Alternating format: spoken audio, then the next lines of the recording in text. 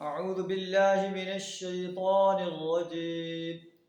بسم الله الرحمن الرحيم.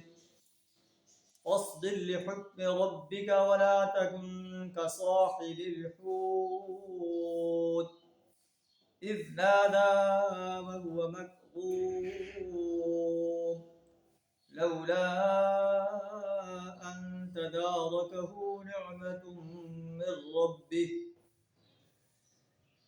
نعمة من ربه لنبذ بالعراء وهو مذموم فاجتباه ربه فجعله من الصالحين. صدق اللہ العظیم. سورہ القلم آیت نمبر 48 تا 50 آپ کے سامنے تلاوت کی. ان آیات کے اندر اللہ تبارک و تعالی نبی صلی اللہ علیہ وسلم کو صبر کی تلقین فرما رہا ہے کہ اے نبی صلی اللہ علیہ وسلم، آپ کو کفار مکہ ساحر اور مجنون کہتے ہیں، شاعر کہتے ہیں، کاہن کہتے ہیں، آپ کو تکالیف دیتے ہیں. آپ صبر و استقامت کے ساتھ ان کی تکالیف کو برداشت کرتے ہوئے دین کی دعوت بے لاگ انداز سے پیش کرتے چلے جائیں. یہ کفار مکہ آپ کا کچھ نہیں کر سکتے. فاصبر لحکم ربک، اپنے رب کا فیصلہ صادر ہونے تک صبر کرو. ولا تکن کصاحب الحوت، مچھلی والے یونس علیہ السلام کی طرح نہ ہو جانا.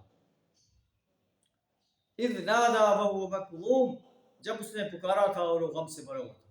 یونس علیہ السلام نے اپنی بستی کو اللہ کی اجازت سے پہلے چھوڑ دیا تھا، اللہ کی اجازت کے بغیر چھوڑ دیا تھا. اللہ نے آپ کو اپنی گرفت میں لے لیا، مچھلی کے پیٹ میں ڈال دیے گئے، اور آپ نے محسوس کیا کہ میں زندہ ہوں.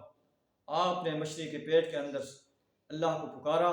قرآن کہتا ہے وَذَنُّونِ إِذْ ذَهَبَ مُغَاضِبًا فَظَنَّ أَن لَّن نَّقْدِرَ عَلَيْهِ فَنَادَىٰ فِي الظُّلُمَاتِ أَن لَّا إِلَٰهَ إِلَّا أَنتَ سُبْحَانَكَ إِنِّي كُنتُ مِنَ الظَّالِمِينَ فَاسْتَجَبْنَا لَهُ وَنَجَّيْنَاهُ مِنَ الْغَمِّ وَكَذَٰلِكَ نُنجِي الْمُؤْمِنِينَ.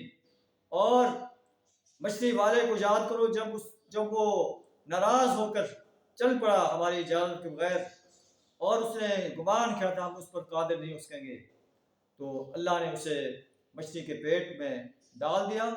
اور پھر اس نے کہا فنادى في الظلمات، اندھیروں میں اللہ کو پکارا، اللہ الہ الا انت سبحانک، اے اللہ تو پاک ذات، تیرے سوا کوئی معبود نہیں. انی کنت من الظالمین، میں ظالموں میں سے ہو گیا ہوں. فاستجبنا له ونجیناہ من الغم، ہم نے اس کی دعا کو قبول فرمایا اور اسے غم سے نجات دی. ہر مشکل وقت میں انسان اللہ کو پکارتا ہے. انسان کو چاہیے کہ ہر حال میں اللہ کو پکارے. اللہ فرماتا ہے کہ اگر اللہ کی نعمت جو ہے اس پر نہ ہوتی، اللہ کی مہربانی اس کے شامل حال نہ ہوتی، لَنُبِذَ بِالْعَرَاءِ وَهُوَ مَذْمُومٌ، وہ مذموم حالت میں چٹیل میدان میں پھینک دیا جاتا. لیکن فَاجْتَبَاهُ رَبُّهُ، اللہ نے اسے برگزیدہ فرما لیا. فَجَعَلَهُ مِنَ الصَّالِحِينَ، اور اسے صالح بندوں میں شامل کر دیا. اے نبی صلی اللہ علیہ وسلم، آپ بھی صبر و استقامت کے ساتھ انسانیت کے سامنے، قریش مکہ کے سامنے دین کی دعوت پیش کرتے چلے جائیں. یہ آپ کا کچھ نہیں بگاڑ سکیں گے.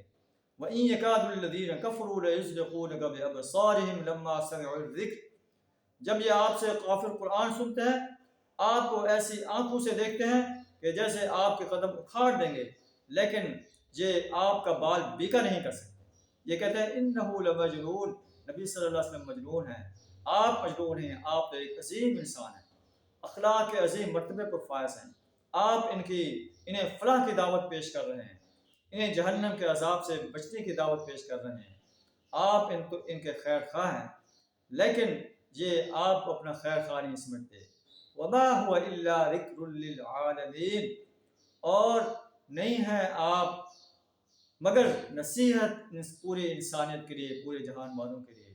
آپ بھی اور آپ پر نازل کردہ قرآن بھی پوری انسانیت کے لیے نصیحت کا سامان ہے. جو اس سے چاہے نصیحت حاصل کرے. اللہ فرماتا ہے کہ وَلَقَدْ يَسَّرْنَا الْقُرْآنَ لِلذِّكْرِ فَهَلْ مِن مُدَّكِرٍ، ہم نے قرآن کو نصیحت کے لیے آسان کر دیا ہے کوئی نصیحت حاصل کرنے والا؟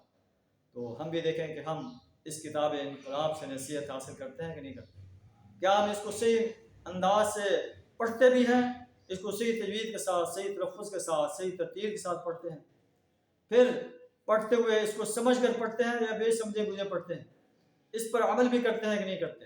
اللہ ہمیں اس کتاب انقلاب کو صحیح تلفظ اور صحیح تجوید کے ساتھ سمجھ کر پڑھنے، اس پر عمل کرنے، اس کی دعوت دینے، اور قرآن جو نظام دیتا ہے اس نظام کو اس سرزمین پر قائم کرنے کے لیے، باطل نظاموں کو مٹانے کے لیے اپنا مال، جان، وقت اور صلاحیت کھپا دینے کی توفیق عطا فرمائے۔